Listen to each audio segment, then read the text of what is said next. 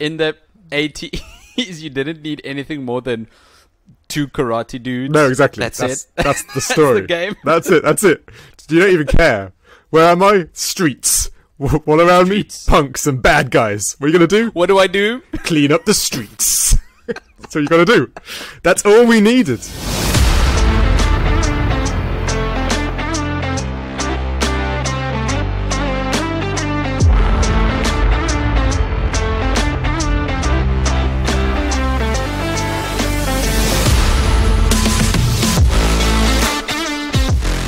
Welcome back to a brand new episode of everyone's favorite podcast, the Critical Arcade Podcast. I'm your co-host, Kyoko. And I'm, oh wow, you've put me the, what's her name? I'm Misako. Misaka? Yeah, you put me in the spot there. But yeah. Are you well, Misako? I'm not bad, Kyoko. Yeah. I'm good. I'm glad to hear that. So, let's just to alleviate the confusion to the listeners. What game were we playing this week? We have been playing this week. We've had the honor of playing a brand new indie game for our Indie 500 list, River City Girls. Yeah, from 2019. I didn't know it was that old. It feels newer, but anyway, 2019 it released. 2019.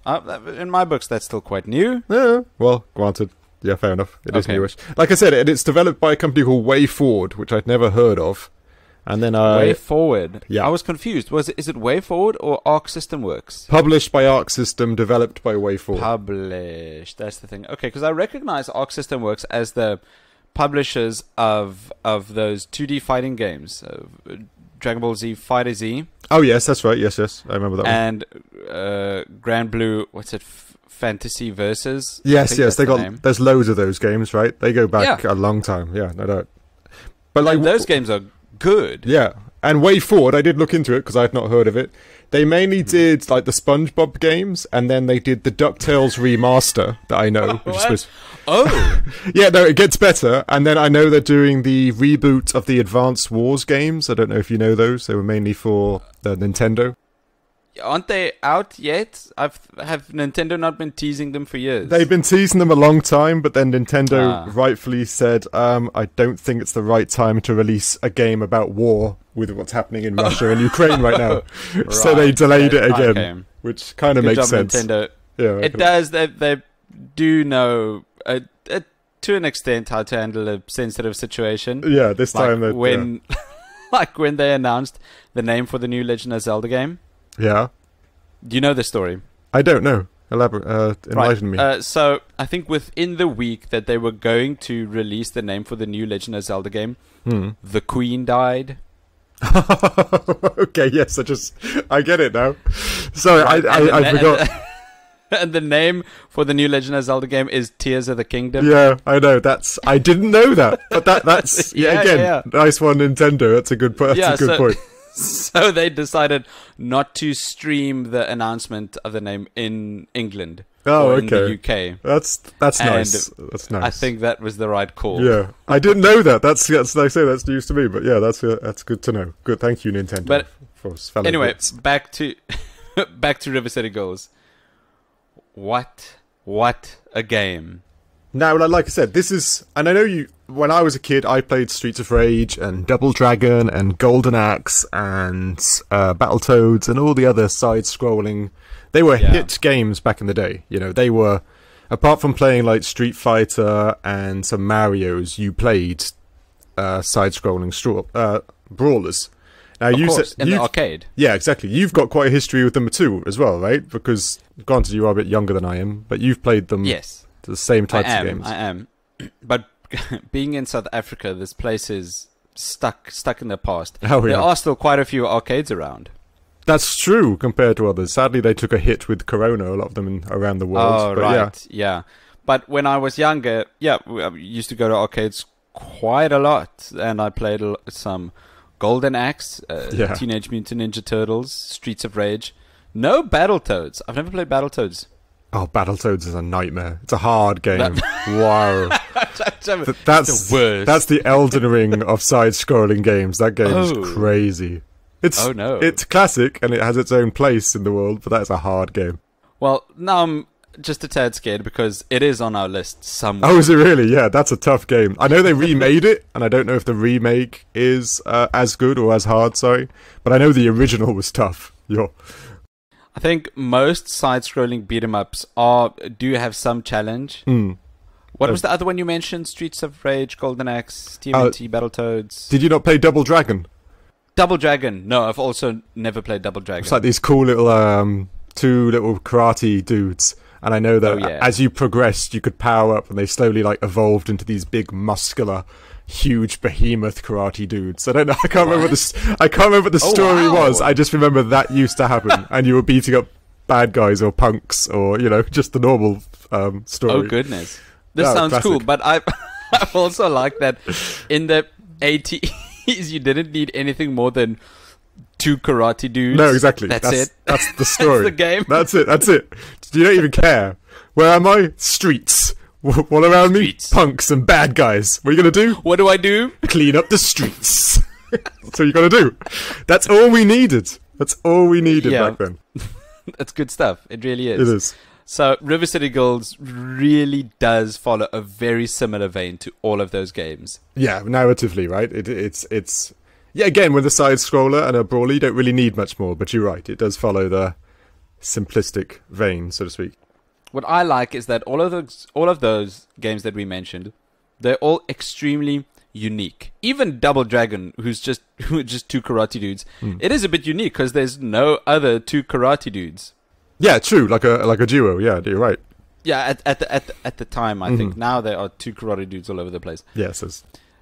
And I think the uniqueness is what brings this game to how do I say this? Is what makes this game stand out from the crowd. Its uniqueness. You are, for anyone listening, well, to everyone listening, this game is a game where you play as 2 Japanese high school girls fighting the Yakuza who has kidnapped your boyfriend. It is insane. Yeah, it's a great paradigm shift that it's the 2 girls saving the 2 guys. It's a wacky twist on a let's face it, a very male. Mario saves the princess and Solid Snake saves the day. This time it's the boyfriends have been kidnapped and the 2 girls have got to go save their handsome counterparts.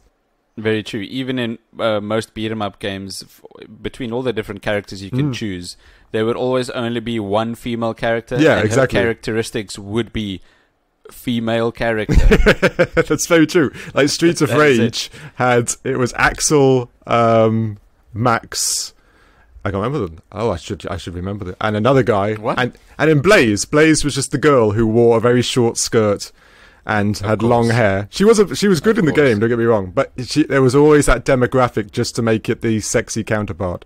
But now, But now I like the complete twist on this, that it's the guys who are delicate and in trouble, whilst the girls have to clean up the Yakuza who's messing with their boyfriends. It's almost a crime that there's no real male version for being called a femme fatale. Yeah, it's true, right? I don't know what that would be. Yeah, you're right. That's very true. What? Man metal? I don't even know where to start. No, do I. You're going down a hard avenue there to do on the fly.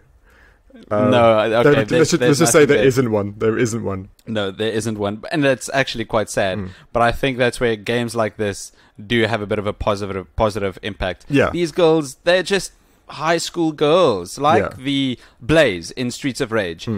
I'm pretty confident in saying she's in that game for a bit of sex appeal. Yeah, that is. You've got to. And as you said earlier, for the token. It can't be all about guys. So you put the token girl in there. Yeah, exactly. Right. Yeah. And in this game, these girls aren't there for the sex appeal. No, they're interesting characters. Yep. They're just 2 high school girls that are fun to hang out with. But like I said, it reminded me, Masako. It's basically Buttercup from the Powerpuff Girls. That's what she reminded me of throughout the whole thing. Like, oh wow, I've got a teenage like anime-esque version of Buttercup. That's which is cool. Who doesn't want that? I'd play that any day. And I like that Kyoko was also that cliched airhead type teenage girl who even she was ditching her old school to hang out with Misako at her school, which I love how balmy that concept is. That right, she went to another school while skipping out her school because why not? Because she wants to be with her. Yeah, exactly. I just really like this game. Throughout this entire game, you're going to be following. How do I say? You're going to be following clues, meeting characters, and then at the end finding your boyfriends, beating up the boss. It's a fairly predictable story, but it's just so fun. It's just so dang fun. It's good. It's great. It was a bit like surreal, like when the whole opening sequences where they're in their detention and they have to leave to go find their boyfriends, and then the principal, obviously, over the intercom says, "All right, students, they're trying to get out. You all know what you've got to do." And then the students just get up and try and beat you up. That's a tough school. It is. I mean, I remember later on in this school level, you'd hear the intercom go off again, and the principal would say, "Gym has been cancelled due to the teacher being sick, so she can't make it. Oh, and stop those girls." Yeah, exactly. Yeah, but it's doing that on purpose. It's very wacky, like you said. It's poking fun at the whole scenario. We're giving a really wacky storyline, and that just adds to its own genre, so to speak. It's a lot of fun. Definitely, it is a lot of fun. Not the plot. The plot is a lot of fun, but the characters are also Misako and Kyoko. I don't know. I really vibed with those two. They're extremely likable and relatable. Each time a cutscene would play, I'd be like, "Hell yeah! Just give me some more dialogue." Yeah. You could almost see this being an individual anime or something itself that you'd sit down and watch, because it's so much fun. And like you said, just listening to them talk to one another, or when they meet a boss fight, and the conversations between so good. So much fun little banter between the two of them. Speaking of, this game looks like an anime. The visuals are incredible. Wow, this is another really, really, really good case of going for an art style and not just pushing graphical fidelity. No, I agree. Like the idea that was a combo of like the black and white manga pages at the beginning to tell the story. Then you got the old school arcades.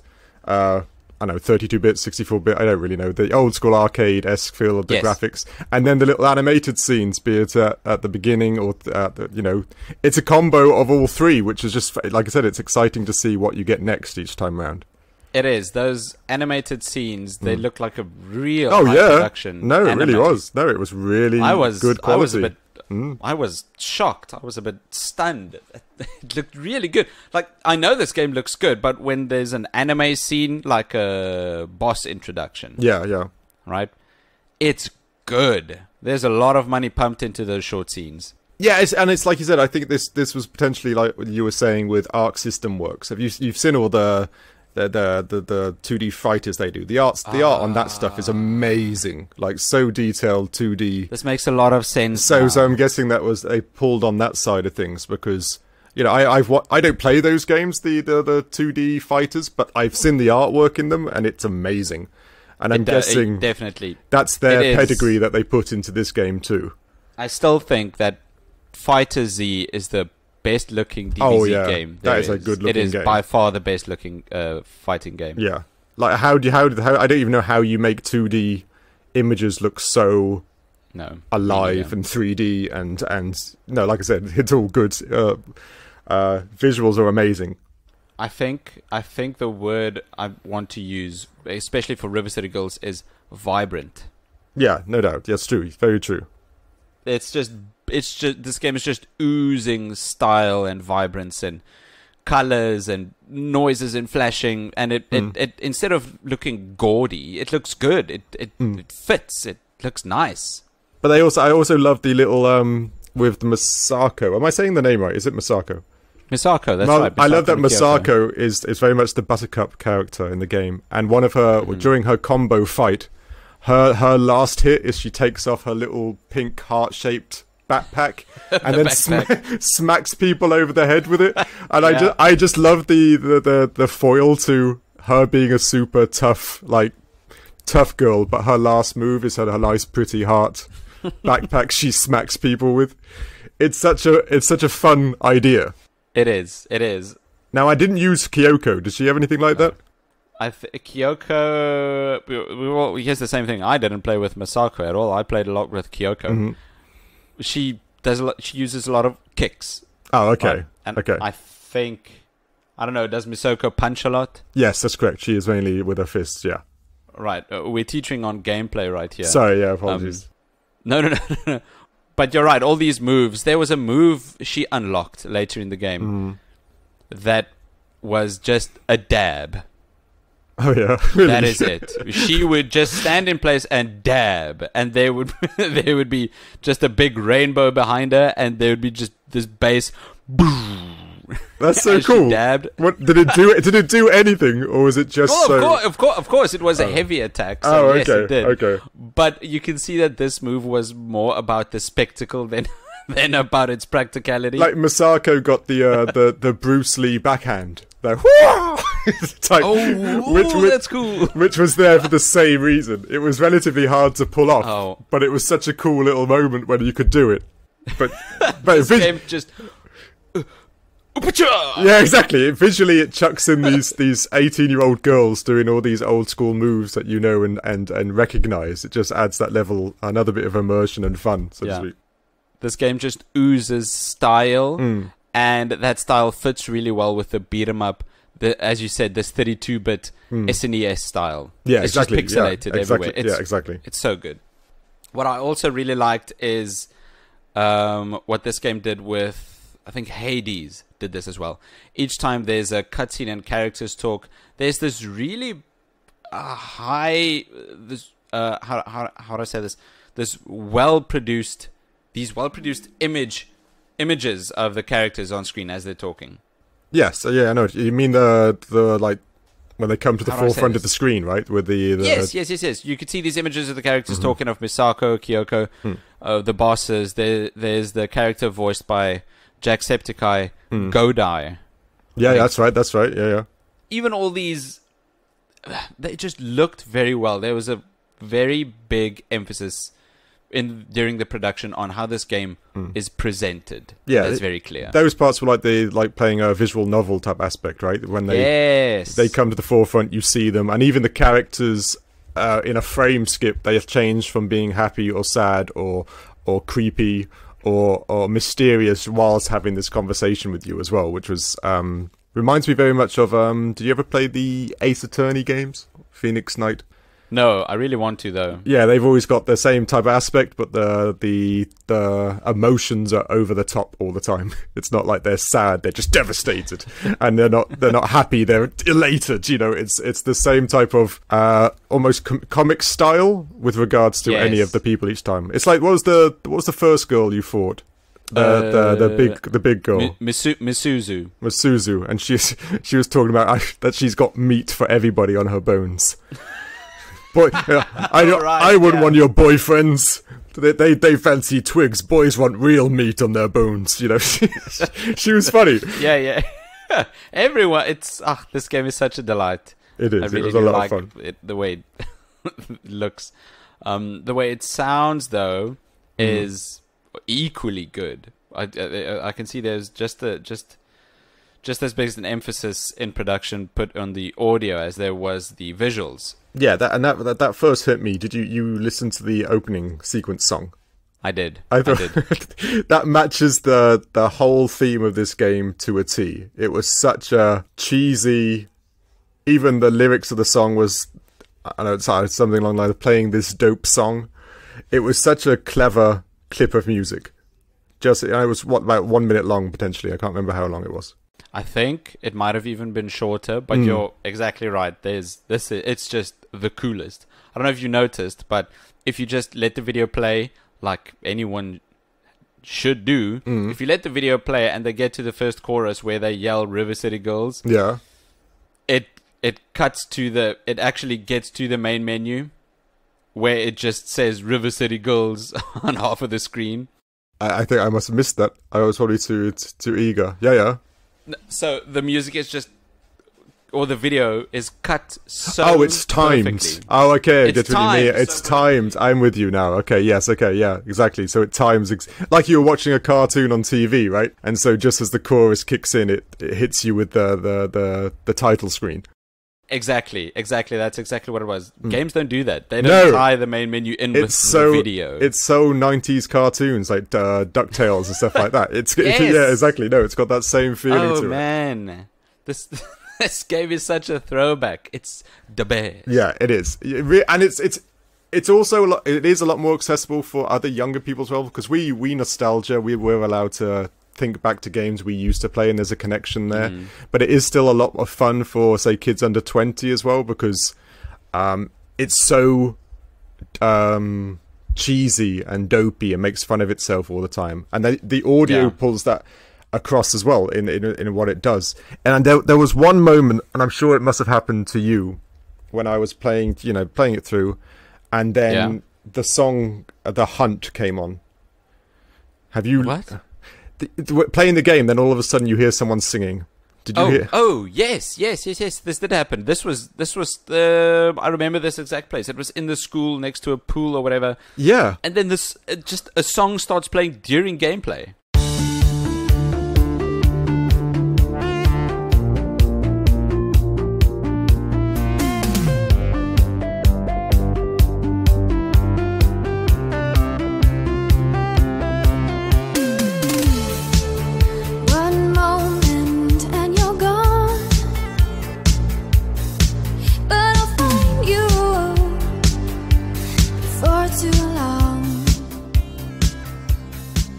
I was like, whoa, that is so... I know it's a weird little thing, like, I just didn't expect it, and then when I heard, yet again, a very cheesy, like, 80s, 90s song playing along whilst you're beating up the other school kids, and it just fits so well.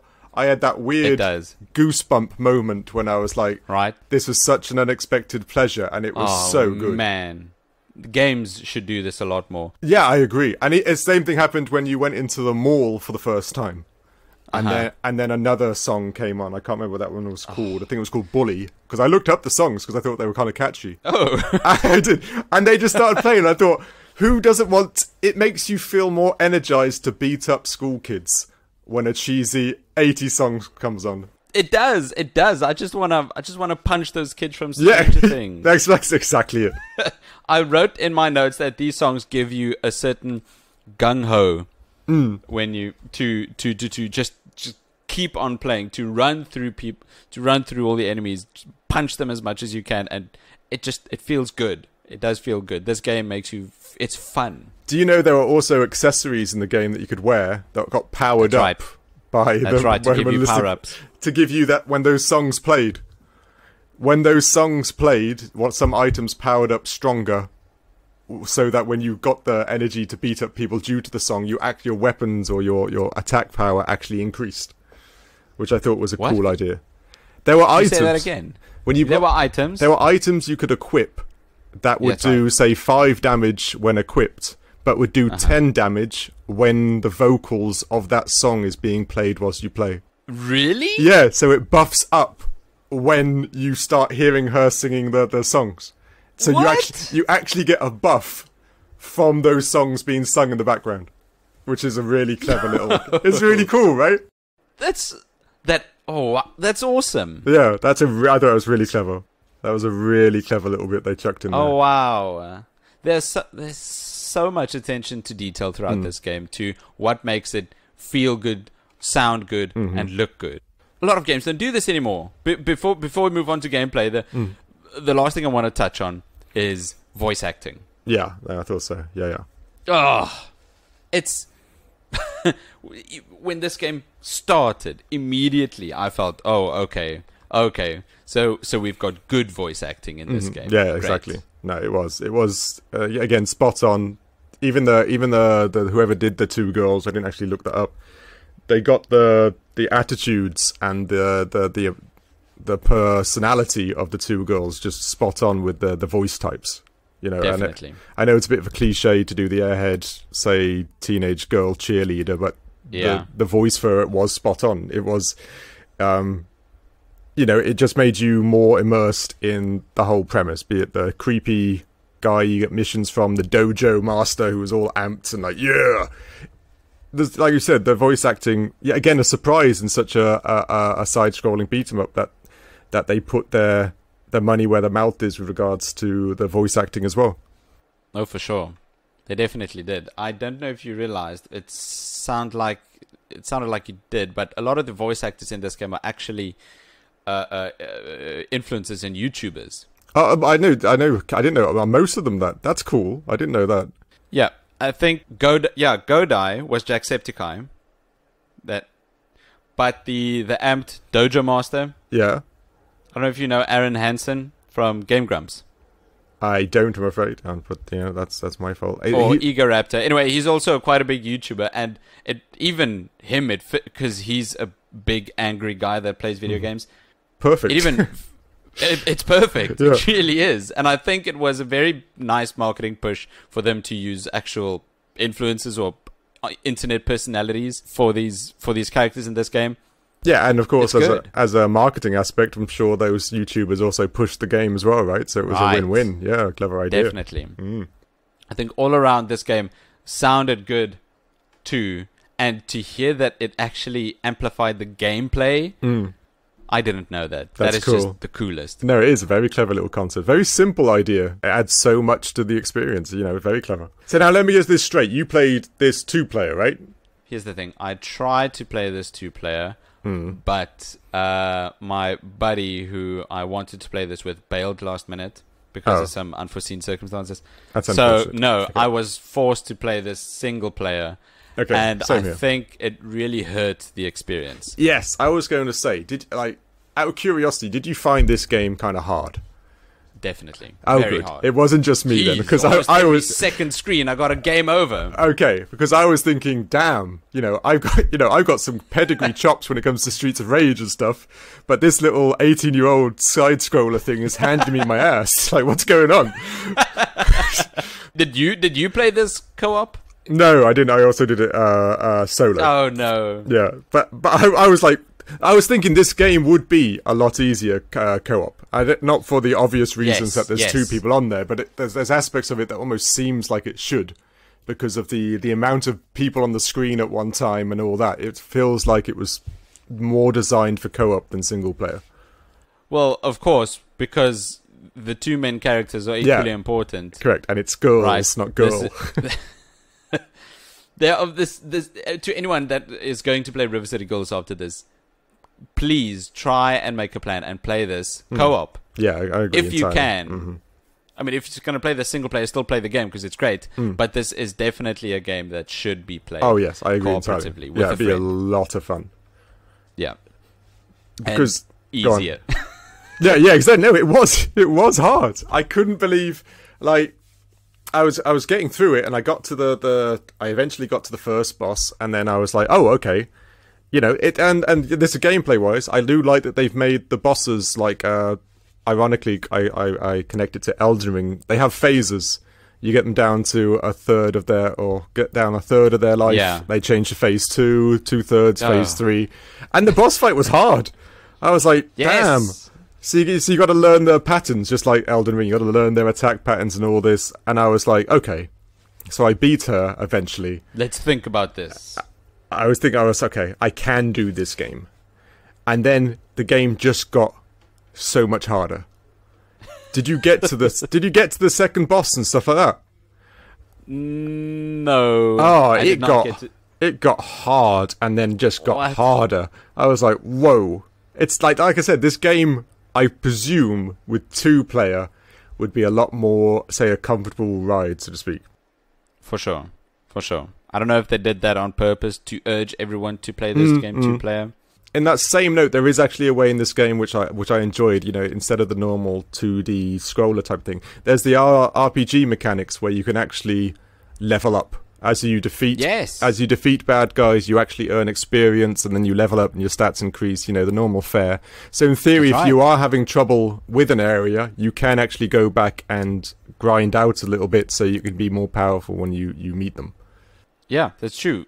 You could level up and get new techniques, or you could go to the dojo to buy new techniques, which is another thing. This game is currency, and it's open world, and it's just has a lot going on.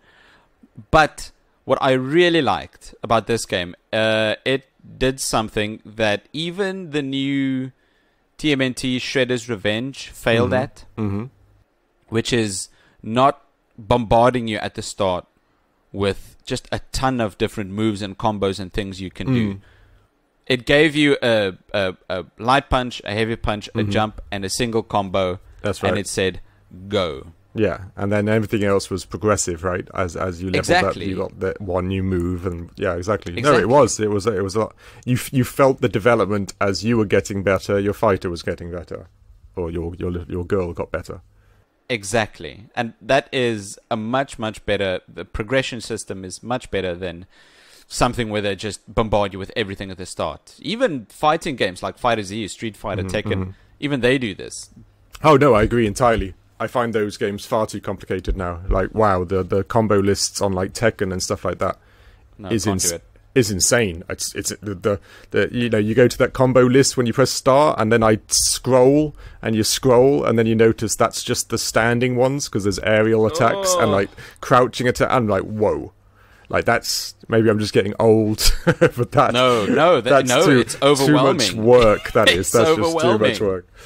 But like you say, they do it very well in this, that you get to progress and you can get to grind a bit and it adds more depth to the game, because if this was just your normal 2D like Streets of Rage can be finished in about 30 minutes or so, maybe 45, depending on how good you are and stuff like that. It's not it's a Sega game, so the Mega Drive or the Genesis, depending which country you're in. So if you know what you're doing, you can actually complete it quite quickly. Say 45 minutes to an hour.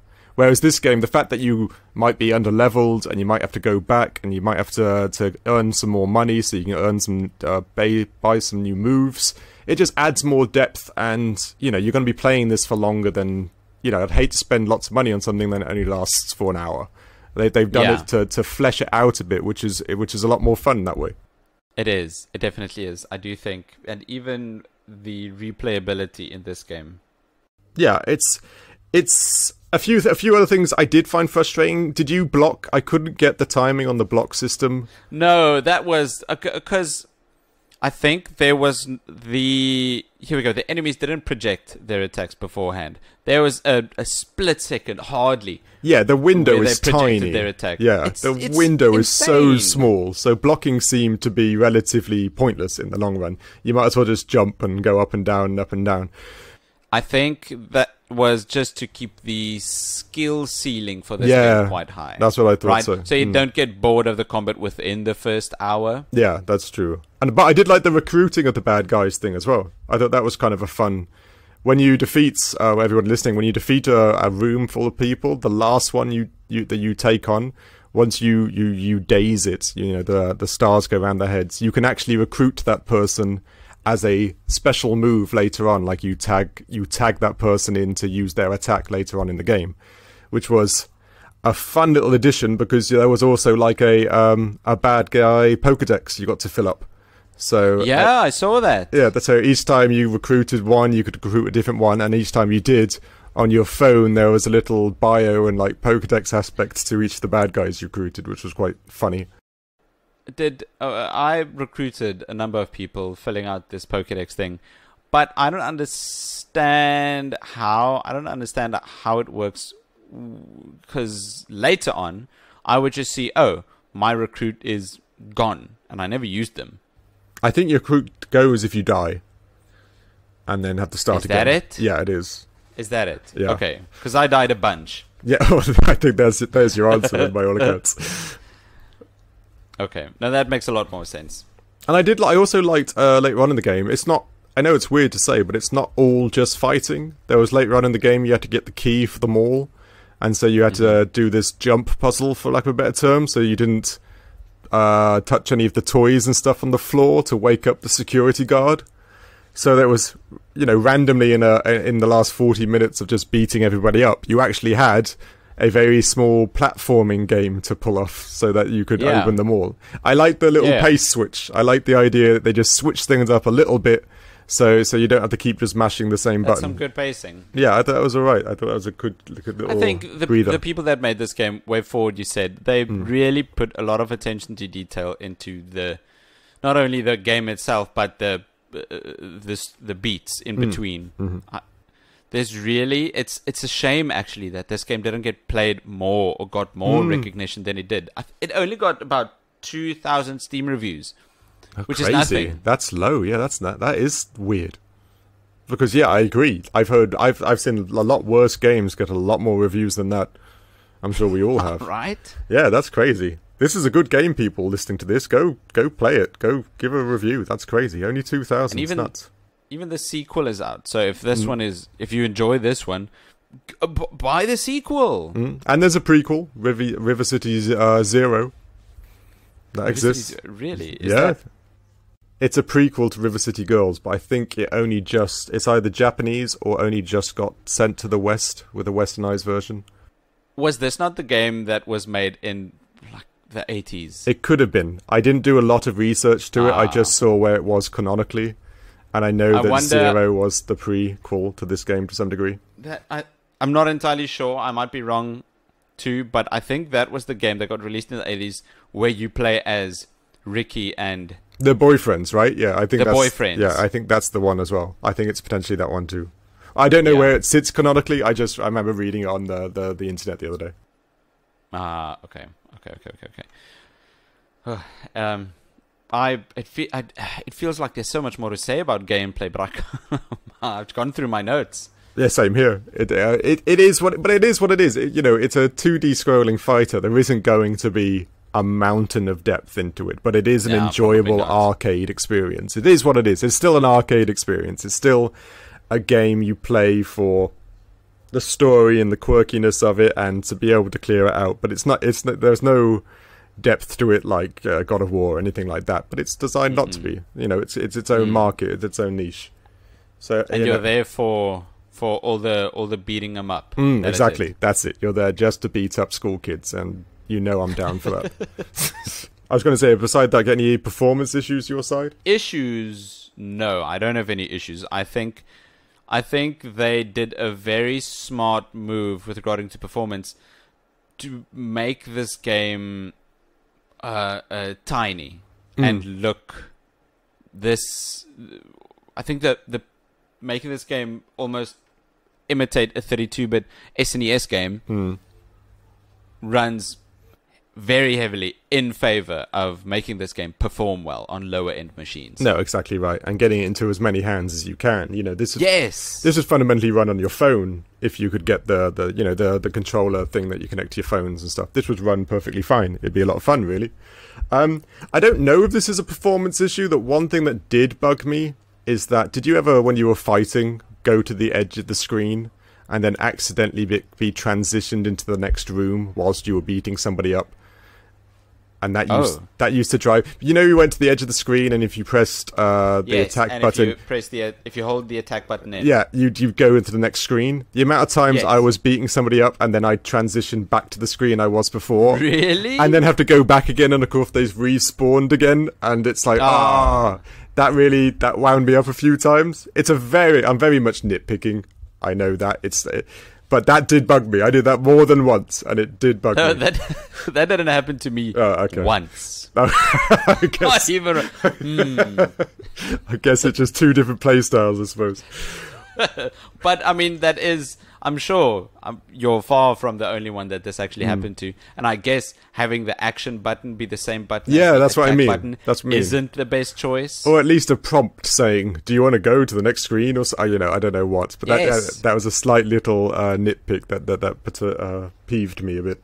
But that's about it. Issues. No, I can see how that affects the performance a tiny bit, because that was a conscious decision made by the game makers. Yeah, exactly. It seems like they let that slip a little bit. But like I said, it's a very small thing. Yeah. I did not have any issues It ran perfectly fine on my machine, and I think it would, as you said, run really well on mobile phones. No, entirely. I think so. And if it does, and if it is out there, it is worth your time. It's a great perfect little escape type game. If you had 10 minutes to kill or 20 minutes to kill, and you didn't want anything, in depth or reedy or full on, just to beat things up, it's perfect. Yeah, and it's entertaining as well. So what did you think about value though? So this one's I'm leaning both ways. We've had games like this before where you've got a very good part of the story and a very bad part of the story. I don't know if you feel the same way. No, I do. I was, again, shocked. Right. This game I found it on Steam for $30. Yeah, so did I. Which I was like, whoa. It's a bit expensive. I think this game is in the $20 realm. Yeah, it's especially now it's a few years old, and there is River City Girls 2, which I haven't looked at yet.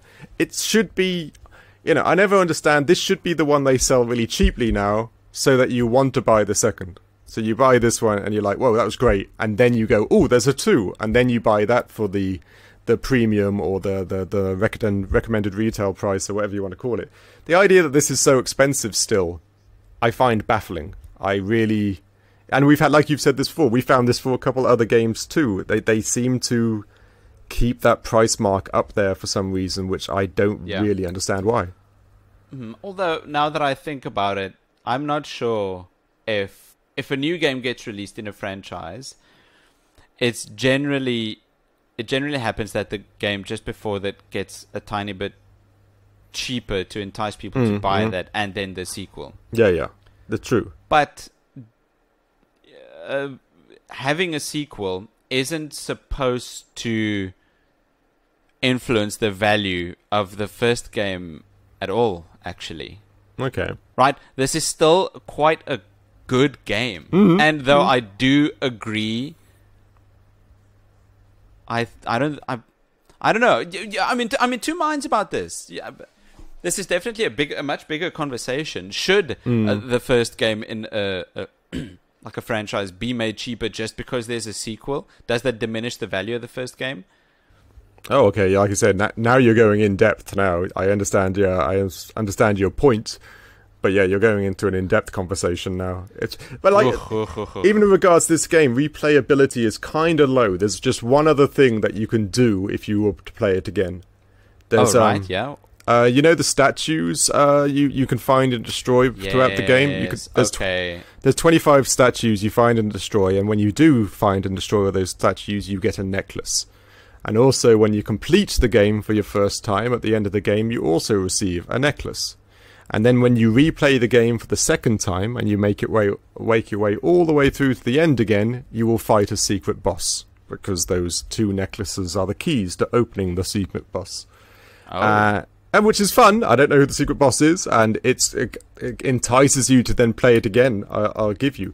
But then that's it. There is no after that. Once you've unlocked the secret boss, and I guess defeated him and had some sort of different ending to the story, that's as far as the replayability goes. So it's got some chops, but it's not much. It does got some replayability. Yeah. Well, it's a fun little idea. I'm not too mad about that. Having a secret boss at the end of the second playthrough, that's fine. There was also something else that was interesting I saw. There's a company in America, I believe it's called Limited Run. And they take fairly famous indie games. I think majority of them are indie games. But I did see Dead Space on there too, which is a bit odd. The new one, the one that's just about to come out. And they actually make physical versions of it. So this River City Girls had physicals. Yeah, actually had physical Switch versions with the cartridge and the box and everything like that as well for PlayStation and I think Xbox. But they're at a premium because this company only makes, say, 1,000 of them or so. So this isn't the publisher Oxystem Works, this is a third party. This third party, I guess, must purchase the licensing rights in some way. So you could buy this for the Nintendo Switch for $250, which was if you're like one of those weird if you're people who like collecting and you wanted a rare limited edition run type of thing, it's kind of cool, right? But for $250, I know. It was a lot. And if you look at the website, Limited Run, it's quite a cool website. They've got lots of weird little IPs there. And when I say you can buy the physical, they actually do make kind of like semi-collector's editions. So there's sometimes like art books in there and coins and dice, or you know what the collector's type things do. There's nothing they can put in that box that is going to make it worth $250. I know. I thought that was a bit pricey. That's a Switch. That is the price of a Switch. Yeah, and get this, it's sold out. Yeah, that's right. The collecting market. It's especially recently with Corona and stuff, the collecting market is big, and this whole website, and it looks professionally done. It does look really nice. I can imagine they make their whole demographic as the people who need to have that in their collection, and to be one of the only people to have that in the collection, which I get. I can understand feeling cool and stuff. That's a lot of money. People have too much money. Yeah, that'll be us soon. Don't worry. We will soon. Oh, yeah, for sure. Exactly. This podcast, it's going to happen. But yeah, I thought that was an interesting side. You can actually buy this game for really expensive if you want to do. That is very interesting. Thanks so much for wow. I know, it's shocking, right? For telling us about that. It is shocking. To get back, I do think this game fits into the $20 realm. Even if there is a sequel, that's an entirely different conversation. Check out our Patreon for bonus episodes. This game is also couch co-op, meaning one copy can provide the entire gameplay experience for 2 people. That's a good point. I forgot about that. That's actually a valid point when it goes to value of a game. You're absolutely right. Definitely. So you can just grab your second controller, have your mate come over. You can just sit and play through the entire game. The 2 of you have some snacks or whatever with 1 copy. Yeah, and that's a rarity nowadays. I know back in the day it was your given. It was what 2 players were. But nowadays, it's almost it's exceptionally rare with the internet and PlayStation subscriptions and stuff like that. So yeah, that is a good point. That does actually add a great deal of value to it now, because why. Sorry, yeah. No, you can share it with buddies, like you said, like you were saying. The co-op aspect, which it is designed around, is a main feature of this game. The fact that you can do it with 1 copy is a plus. It's a big plus. I've seen in the past, right? Games, you said it was a given that they have cooperative experiences. You and your little brother or whatever can play through this game, Battletoads, Teenage Mutant TMNT, whatever. But now it's like there are less games like this, much, much, much less. But the ones that do have this are made specifically with 2-player co-op in mind. No, very true. Yeah. This game, which it's got 2 main characters, you need to play this co-op. And I'm thinking of what's the other one? It Takes Two. Yes, that's right. Entangled. What was it called? Entangled? Or was that It Takes Two? Entangled? What's that one where they're made out of thread? Is that It Takes Two? Yeah, that's It Takes Two, isn't it? No, it's not. Unraveled. Thank you. There you go. There it is. Thank you. Right. That's also Unraveled. Yeah, sorry, there you go, yeah. Yeah, and the one where you break out of prison, the 2-player game, A Way Out. Oh, correct. Yes, correct. Yeah. No, I agree. And you're right. It's completely aimed at being a 2-player experience. Yeah. Thank heavens for those games. Yeah, I agree. It's and especially with Halo dropping their split screen thing, which is, from my perspective, a horrible thing to do. We all a lot of us grew up playing split screen with, like you said, brothers and sisters, and now you can't do that. It's just a punch in the gut a little bit. But anyway, I digress. Yeah. 343 Studios, they've dropped the ball. They have. They did. I agree. Anyway, what did we score this one? We scored River City Girls. Let me just get. Okay, yeah. So we threw our scores for River City Girls into the street. Had some high school girls kick it around and beat them up with their with their backpacks, and we got the letter grade rating of B-. Again, just like Metal Gear Solid Peace Walker, last week's podcast or this week's podcast. Another B- for the books. It is just it's good. B minus is good. This game is good. Metal Gear Solid Peace Walker. It's as good. It's as good. Yeah, it is as good. It is. It does it. If you look at it from afar, it doesn't look that great. But actually, when you get into it, you find you got yourself a little gem. It's just such nostalgia, such fun. Like I said, co-op would be, like I said, and both our reviews are from single player, so the co-op has got to be more fun. So, if you are going to play this co-op, ladies and gents, this is an A. This is definitely going to be the. I think so too. I do think so. If you're 100% right. Sit down, have a beer, some chips, exactly, maybe, and just hot dogs or whatever, and play this game for a couple of hours. Yeah, I agree entirely. It's a good time, it's right? It's a definite buy. Yeah, I definitely would get it. Maybe wait for it to be a bit cheaper, but definitely get your hands on it. Yeah. Although, if you do have the money, just outright buy this and the sequel, and then you've got a weekend. That's very true. Yes, that would be a great weekend. Yeah. Right. That was River City Girls. A game I've been looking forward to since we started this podcast. Yeah, and River City Girls 2 is on here somewhere. I just look forward to that. I'm guessing. I look forward to that coming round again, maybe in like 6 years. As we're still doing the podcast, obviously, as it's gotten bigger and better, everybody will be looking forward to that. Oh, for sure, definitely. You're going to have The Rock saying, "Oh, I wonder what next week's game is."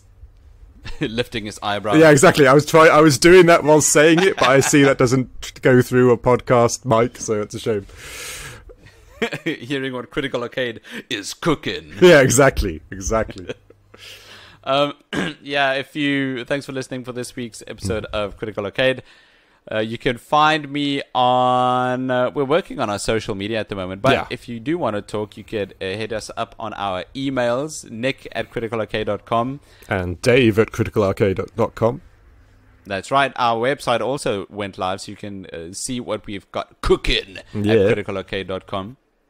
Don't hit me up on Twitter. I don't know, exactly. No, exactly. Elon ruined it, but that's fine. Thanks, I never used it anyway. Yeah. Dave, where can they follow you? Well, you can't really follow me anywhere, but if you do try and follow me somewhere, I actually did purchase Masako's heart-shaped backpack, and I did actually fill it full of bricks. So if you want to see me perform Masako's 3-hit combo, finishing off with a brick-filled heart-shaped backpack over your head, then by all means follow me. A brick-filled heart-shaped backpack. Yeah, I know. I never knew I was going to say that sentence today, but I did. Dave, what do we have to look forward to next week? Next week is a fun favourite going a few years back now. I think it was the first released on, I think, GameCube. That's right. It's Super Mario Sunshine, the version of Mario where he was tasked with, I think, cleaning up. I can't remember the game that much, but I know he's got a water backpack. No, you're right. His entire game is to clean up. Somebody, Bowser made a mess, and I'm guessing Mario has to clean it up. But yeah, I never played it myself. I remember it coming out, and that's about it. Yeah, I remember that game. That's interesting. This is the only 3D Mario game that I haven't completed. I haven't even played. So yeah, it's going to be an interesting episode next week. Yeah, I think it's going to be a lot of fun. Like I said, I haven't any played with it either, so it should be cool. Thanks for listening. And tell your parents. And tell your parents. Come on. Sorry. We need to have a tell your parents in every single episode. Yeah, we do. If we don't, we failed. Exactly. We start again. Thanks for listening. Thanks very much for listening. Critical Arcade Podcast. Yeah. We'll see you next week. Cheers. Cheers.